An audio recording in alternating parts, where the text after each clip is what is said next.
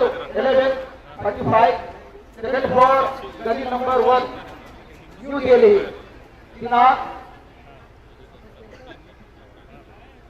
28 मार्च का जो ज्ञापन था साथियों, उस पर जांच किया गया है।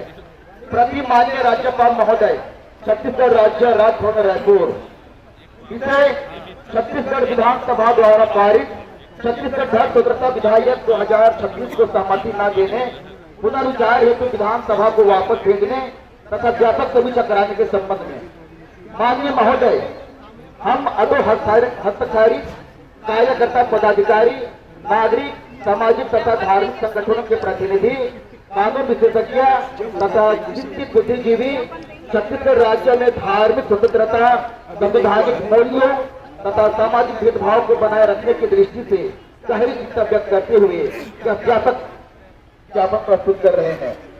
नंबर 1, विधेयक की पृष्ठभूमि इस प्रकार है। छत्तीसगढ़ विधानसभा ने दिनांक 19 मार्च 2026 को छत्तीसगढ़ धर्म स्वतंत्रता विधेयक 2026 को ध्वनि मत से पारित कर दिया गया है। यह विधेयक वर्तमान में आपके माननीय सहमति के लिए लंबित है। राज्य में पहले से ही मध्य प्रदेश धर्म स्वतंत्रता अधिनियम 1968 प्रदेश पुनर्गठन के बाद लागू है, जिसके अंतर्गत छल या प्रलोभन से धर्मांतरण को रोकने का प्रावधान है। छत्तीसगढ़ राज्य में किसी व्यक्ति या व्यक्तियों के समूह द्वारा धर्मांतरण संविधान के अनुच्छेद 25 का अनुसरण करते हुए किया जाता है, न कि छल बल और प्रलोभन से। दुर्भाग्यवश विगत कई वर्षों से इस अधिनियम का व्यापक दुरुपयोग किया जा रहा है। धार्मिक अल्पसंख्यकों के विरुद्ध निराधार आरोपों पर एफआईआर एवं गिरफ्तारियां हो रही है। धार्मिक स्थलों पर प्रतिबंध, सामाजिक बहिष्कार, अंतिम संस्कार में बाधा, बलपूर्वक विस्थापन और हिंसक घटनाएं दर्ज की गई हैं। अल्पसंख्यक वर्गों के निर्दोष व्यक्तियों को झूठे मामलों में लंबे मुक्त में जमानत न मिलने और आर्थिक मानसिक प्रताड़ना का सामना करना पड़ रहा है। नंबर 2, प्रस्तावित विधेयक की धारा, मुख्य धारा जो गहन चिंता का विषय है। नया विधेयक पुराने अधिनियम को और कठोर बनाते हुए निम्नलिखित प्रावधान किए गए हैं। पहला, सामूहिक धर्मांतरण पर आजीवन कारावास की सजा। नाबालिग, महिला, अनुसूचित जाति, अनुसूचित जनजाति, ओबीसी आदि के मामले में 10 से 20 वर्ष की कठोर कैद का भारी आर्थिक दंड 10 लाख से 25 लाख तक। अपराधों को गैर जमानती बनाना। 4, सोशल मीडिया, डिजिटल माध्यमों को भी इसके दायरे में शामिल करना। उपरोक्त प्रावधान पुलिस और प्रशासन की शक्तियों को अत्यधिक बढ़ा देते हैं तथा इन उपबद्धों के दुरुपयोग की अत्यधिक संभावना से इनकार नहीं किया जा सकता है। तीसरा, विधेयक में आश्चर्यजनक तथ्य यह है कि विधेयक में धर्मांतरण की झूठी शिकायत करने वाले व्यक्तियों के खिलाफ दंडात्मक कार्यवाही का कोई प्रावधान नहीं है, जो कि पूर्वाग्रह को उजागर करता है और एक लोकतांत्रिक व्यवस्था के लिए यह उचित प्रतीत नहीं है। चौथा, संवैधानिक चिंताएं, मौलिक अधिकारों का हनन। यह विधेयक भारतीय संविधान के अनुच्छेद 14 जो कि समानता का अधिकार है, अनुच्छेद 19 अभिव्यक्ति की स्वतंत्रता की आजादी है, अनुच्छेद 21 जीवन और व्यक्तिगत स्वतंत्रता है तथा अनुच्छेद 25 धार्मिक स्वतंत्रता है। अंतःकरण और धर्म को आबाद रूप से मांगने, आचरण करने और प्रचार प्रसार करने का मौलिक अधिकार गारंटी देता है। उल्लंघन प्रतीत होता है वर्तमान विधेयक के द्वारा। प्रत्येक धर्म परिवर्तन व्यक्ति की अंतःकरण की स्वतंत्रता का अधिक अंग है। 2 से दर मौजूदा अधिनियम के लागू होने के बाद आज तक किसी भी न्यायालय में एक भी मामला सिद्ध नहीं हुआ है जिसमें छल या प्रलोभन से धर्मांतरण साबित हुआ हो। यह तथ्य स्पष्ट रूप से दर्शाता है कि ये कानून न्याय के बजाय राजनीतिक ध्रुवीकरण और वोट बैंक की राजनीति के लिए इस्तेमाल किए जा रहे हैं। अस्पष्ट परिभाषाएं जैसे कि प्रलोभन, छल आदि शब्दों की अस्पष्ट परिभाषा से मनमानी व्याख्या और दुरुपयोग की गुंजाइश बनी रहती है। न्यायिक पूर्वाग्रह। माननीय सर्वोच्च न्यायालय ने बार बार स्पष्ट किया है कि आस्था का चयन व्यक्ति की गरिमा और स्वतंत्रता का हिस्सा है। कई समाज कानूनों के विरुद्ध उच्चतम न्यायालय में याचिकाएं लंबित हैं। पांचवा, विधायक से होने वाले संभावित परिणाम। धार्मिक अल्पसंख्यकों के खिलाफ बढ़ती असुरक्षा और अनावश्यक उत्पीड़न। वैध धार्मिक गतिविधियों, सामाजिक सेवाओं, शिक्षा, स्वच्छता सेवाओं पर प्रतिकूल प्रभाव। सामाजिक सौहार्द और धार्मिक सद्भाव में गिरावट। राज्य की धर्म निरपेक्ष छवि को क्षति पहुंचाना। 6वां नंबर में हमारा विनम्र अनुरोध है, उपरोक्त तथ्यों तथा चिंताओं के आलोक में हम आपसे निम्नलिखित निवेदन करते हैं। विधानसभा द्वारा पारित छत्तीसगढ़ धर्म स्वतंत्रता विधेयक 2026 को सहमति न दी जाए तथा इसे तत्काल वापस लिया जाए या पुनर्विचार के लिए विधानसभा को वापस भेजा जाए।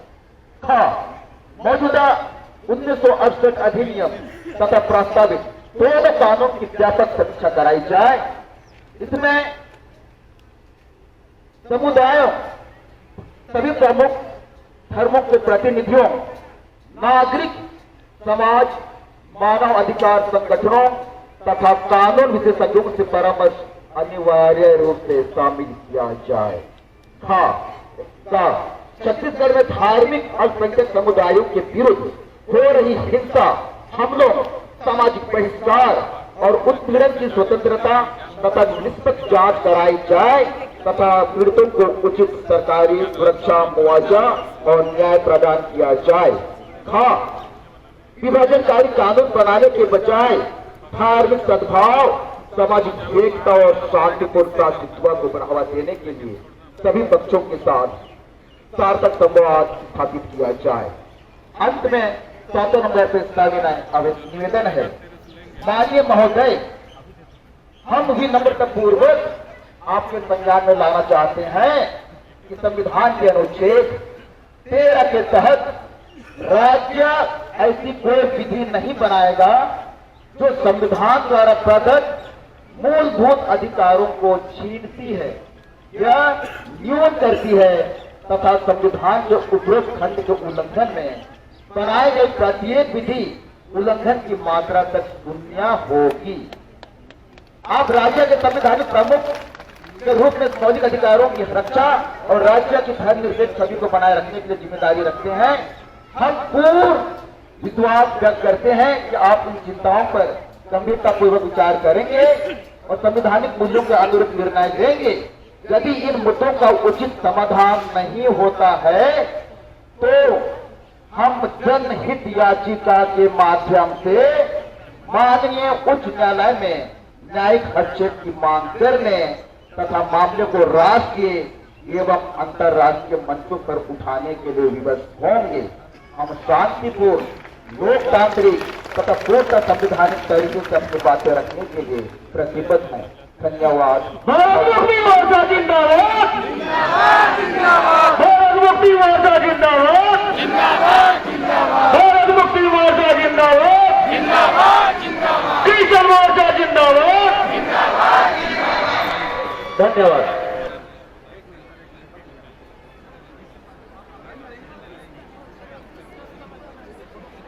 हमारे बीच में तहसीलदार मैडम, त्रिपाठी मैडम आई हुई हैं। हम कृतज्ञता अदा करते हैं और आशा करते हैं कि प्रशासन इसको अपने माध्यम से तत्काल राज्य के पास में पहुंचाने की कोशिश करेंगे और आशान्वित करते हैं कि लोकतांत्रिक देश है, संवैधानिक देश है। हमारे जनप्रतिनिधि संविधान का शपथ लेकर के सदन में बैठे हुए हैं, दोबारा संविधान को उल्लंघन नहीं करेंगे। आशान्वित करते हैं कि तत्काल समाधान होगा। बहुत बहुत धन्यवाद ज्ञापन लेने के लिए। मूल निवासी का नारा है, भारत देश हमारा है। मूल निवासी का नारा है, भारत देश हमारा है। मूल निवासी का नारा है, भारत देश हमारा है। भारत मुक्ति मोर्चा जिंदाबाद, जिंदाबाद जिंदाबाद। क्रिश्चियन जिंदाबाद जिंदाबाद जिंदाबाद पिछड़ा मोर्चा जिंदाबाद जिंदाबाद जिंदाबाद। तो मैं हमारे बीच में दिनेश भगत को बुलाना चाहूंगा। दिनेश भगत जी बहुत अच्छे कर्मठ समाज सेवी हैं, राष्ट्रीय आदिवासी एकता परिषद के राष्ट्रीय उपाध्यक्ष हैं। मैं आज के कार्यक्रम की सफलता हेतु आप लोग को धन्यवाद अदा करने के लिए और कार्यक्रम की घोषणा करने के लिए, अच्छे से घर तक पहुंचने के लिए मैं सादर आमंत्रित करता हूं। एक बार सुना, जोर से नारा लगाइए, धर्म विधेयक कानून वापस लो, वापस लो, वापस लो, मौलिक अधिकार छीनना बंद करो, बंद करो, बंद करो, मौलिक अधिकार छीनना बंद करो, बंद करो, बंद करो। मुक्ति मोर्चा जिंदाबाद जिंदाबाद जिंदाबाद, राष्ट्रीय आदिवासी एकता परिषद जिंदाबाद जिंदाबाद जिंदाबाद, राष्ट्रीय अन्य पिछड़ा वर्ग मोर्चा जिंदाबाद जिंदाबाद जिंदाबाद, राष्ट्रीय गोरु घासीदास तकरामी क्रांति मोर्चा जिंदाबाद जिंदाबाद जिंदाबाद। हम सभी भारत के लोगों की जय, भारत के लोगों की जय, लोकतांत्रिक देश की जय, संवैधानिक देश की जय, राज्यपाल की जय, राष्ट्रपति की जय, संवैधानिक पदों की जय। मंत्री सर, बहुत बहुत धन्यवाद संचालक महोदय।